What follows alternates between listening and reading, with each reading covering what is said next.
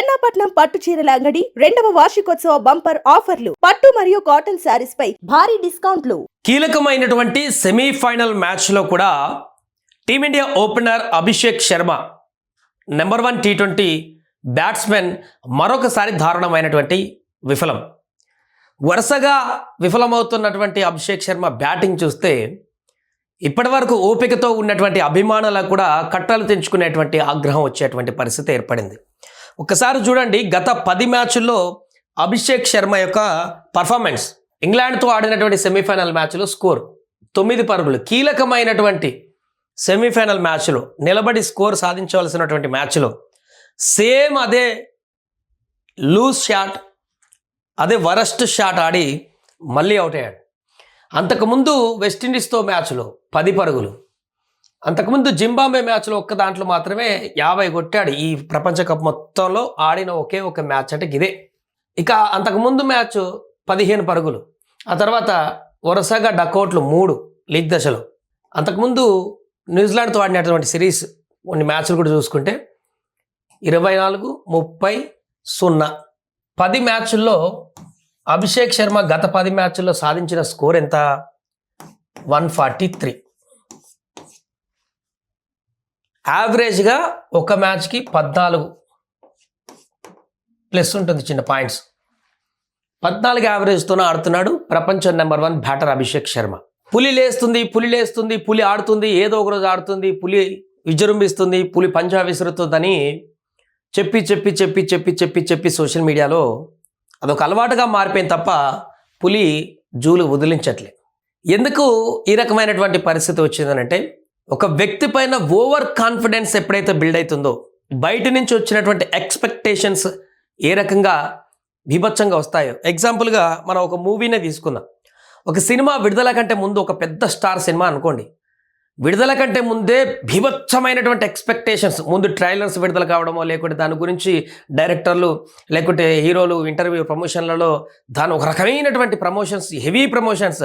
Cinema 50% ఉంటే 150% promotion చేసినప్పుడు ఏమైందనంటే, ఆ ఆడియన్ 150% వద్ద ఆలోచిస్తూ సినిమాలోకి అడుగు పెడతాడు. అక్కడ 50% ఉండేసరికి తీవ్రమైనటువంటి నిరాశ ఉంటుంది.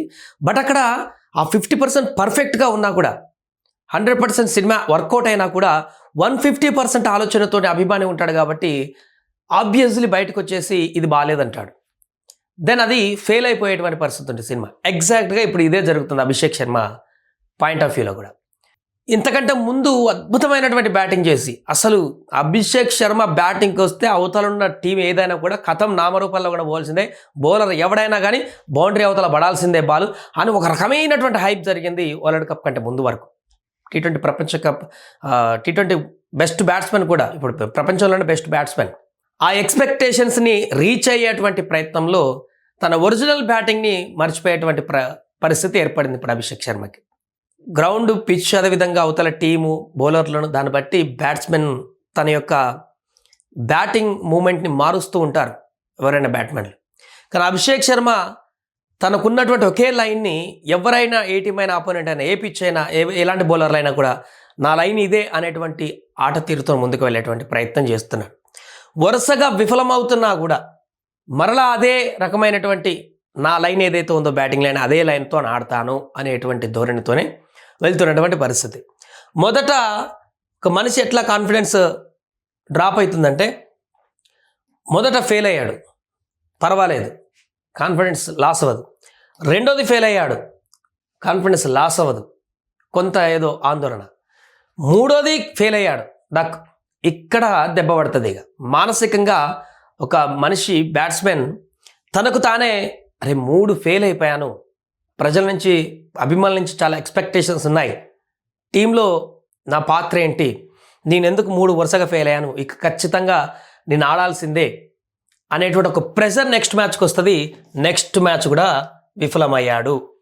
దెన్ ఆటోమేటిక్గా బ్యాట్స్మెన్ పూర్తిగా ఒక డిప్రెషన్లోకి వెళ్ళేటువంటి పరిస్థితి ఏర్పడుతుంటుంది. ఆ డిప్రెషన్లోకి వెళ్ళినటువంటి సందర్భంలో బ్యాటింగ్లో మరలా తనని తాను గెటాన్ చేసుకుని బయటికి రావడానికి చాలా మోటివేషన్ ఉంటుంది. ఆ తరుణంలో వచ్చిన ఒక నాక్ జింబాబ్వే మీద 55 కొంత కాన్ఫిడెన్స్ బిల్డ్ చేసి మరలా అభిషేక్ శర్మని ఒక లైన్లోకి తీసుకువెళ్ళింది అనుకున్నా. కానీ మరలా వెస్టిండీస్ తర్వాత అదే ఫెయిల్యూర్, నిన్న సెమీస్లో కూడా అదే ఫెయిల్యూర్.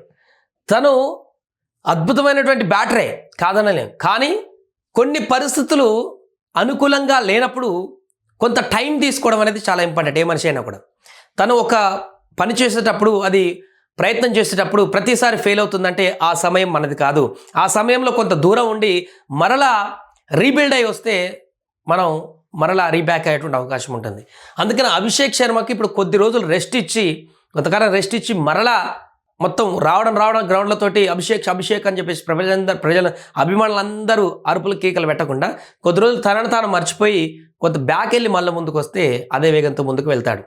అందుకే వరుస ఫెయిల్యూర్తో బాధ సతమతం అవుతున్నటువంటి అభిషేక్ శర్మ కొద్ది కాలం నెక్స్ట్ కొన్ని మ్యాచ్లకు రెస్ట్ ఇచ్చి తను మళ్ళా కింద నుంచి షైన్ అయ్యి వస్తే ఆ ప్రెజర్, అంటే అభిమానుల నుంచి వచ్చేటువంటి ఒత్తిడి, తను ఫెయిల్ అవుతున్నటువంటి పరిస్థితి, వీటన్నింటి కూడా మర్చిపోయి మళ్ళీ కంబ్యాక్ ఇవ్వాలంటే కొద్ది రోజులు రెస్ట్ ఇవ్వాల్సిందే.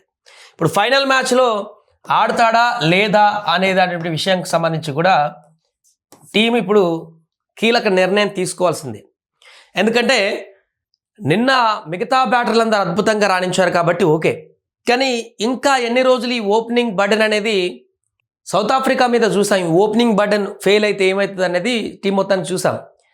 ఆ తప్పిదం ఫైనల్లో జరిగితే కప్పు వెళ్ళిపోతుంది, ఇంకా వేరే ఆప్షన్ ఉండదు. లీగ్లో జరిగిన ఏం జరిగినా ఇంకో మ్యాచ్ ఉంటుంది, కానీ ఫైనల్లో ఆ తప్పిదం జరిగితే ఓడిపోయే పరిస్థితి ఉంటుంది. కాబట్టి ఓపెనింగ్ అనేది బిల్డ్ చేయాల్సిన అవసరం ఉంటుంది ఖచ్చితంగా.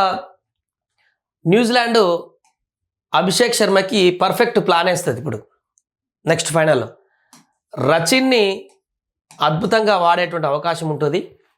హెన్రీ ఉన్నాడు, హెన్రీని రచిన్ని అభిషేక్ శర్మ కోసం వ్యూహాత్మకంగా రంగంలోకి దింపుతుంది.